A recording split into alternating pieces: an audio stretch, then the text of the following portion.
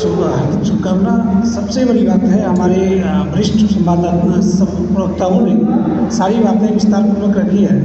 एक बहुत ही गंभीर विषय है कि जब बिहार आगे बढ़ चला है, खेल की दुनिया में हो या उद्योग की दुनिया में हो, बिहार आगे बढ़ चला है। उस बीच नेता प्रतिपक्ष और अन्य प्रतिपक्ष के नेताओं के द्वारा लगातार जिस प्रकार से भ्रम फैलाया जा रहा है, अपराध के मामले में गलत आंकड़ों को प्रेषित किया जा रहा है प्रिंट एवं इलेक्ट्रॉनिक मीडिया के बीच में, और लगातार झूठ बोला जा रहा है। तो ये बहुत ही गंभीर विषय है। इस मंच के माध्यम से विपक्ष के सभी नेताओं से हम लोग चुनौती देते हैं कि आंकड़ों की लड़ाई लड़िए, जगह पे आइए और साबित कीजिए कि बिहार में अपराध बढ़ रहा है।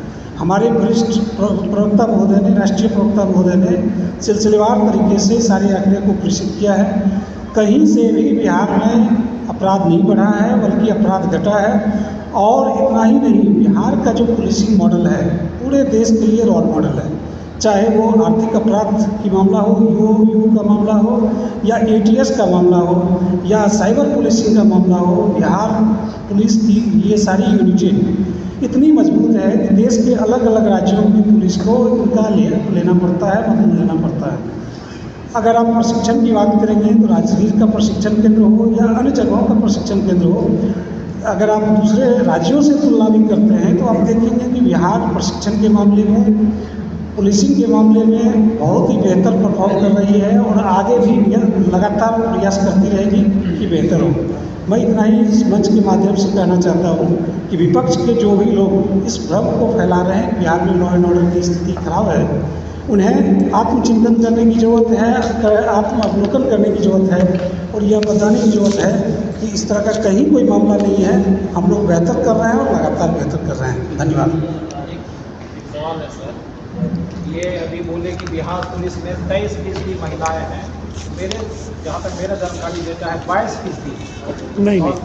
और आगे इसी से जुड़ा हुआ सवाल कि केरल में जो आप बताए कि केरल से बिहार का कम है, तो केरल जैसे NCR डेटा कलेक्टर नहीं है, वो पुलिस के रिपोर्ट से या और जो मानवाधिकार आयोग से उससे लेती है।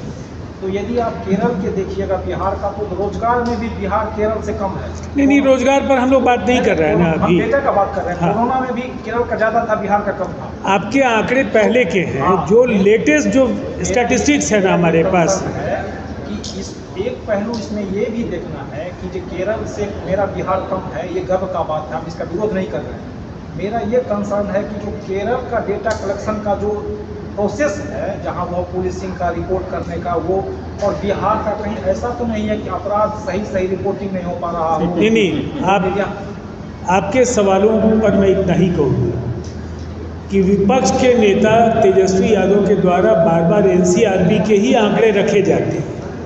NCRB के आंकड़ों के आधार पर प्रति लाख व्यक्ति की आबादी के आधार पर जो अपराध दर है, उस अपराध दर के आंकड़े में केरल और बिहार का कोई मुकाबला ही नहीं हो सकता है। आधे से के आसपास का फर्क है और ये आधिकारिक आंकड़े हैं। तो निसंदेह इन आंकड़ों के आधार पर जब बिहार पर आरोप रखते हैं, तो आरोपों का जवाब भी NCRB के आंकड़ों से ही हम लोगों ने दिया है। और इसके साथ जो इंडिया जस्टिस रिपोर्ट है, इंडिया जस्टिस रिपोर्ट ने कई मानकों पर 60 से ज़्यादा ऐसे मानक हैं जिनके आधार पर किसी भी राज्य की कानून व्यवस्था को आंकने का काम किया है, और उसमें 47 इंडिकेटर्स पर बिहार बेहतर करता हुआ दिखा है, और इसीलिए उसे सबसे ज़्यादा प्रोग्रेसिव स्टेट के तौर पर माना गया है जस्टिस रिपोर्ट में। तो दोनों ही रिपोर्ट्स को जब हम देखते हैं तो हम ये कहते हैं कि हम सही दिशा में बढ़ रहे हैं।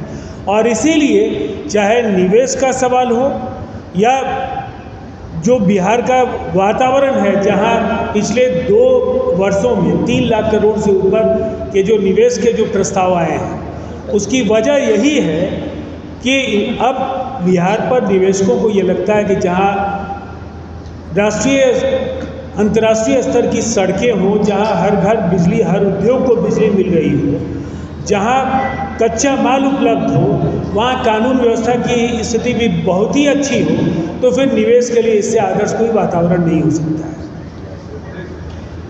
ठीक है।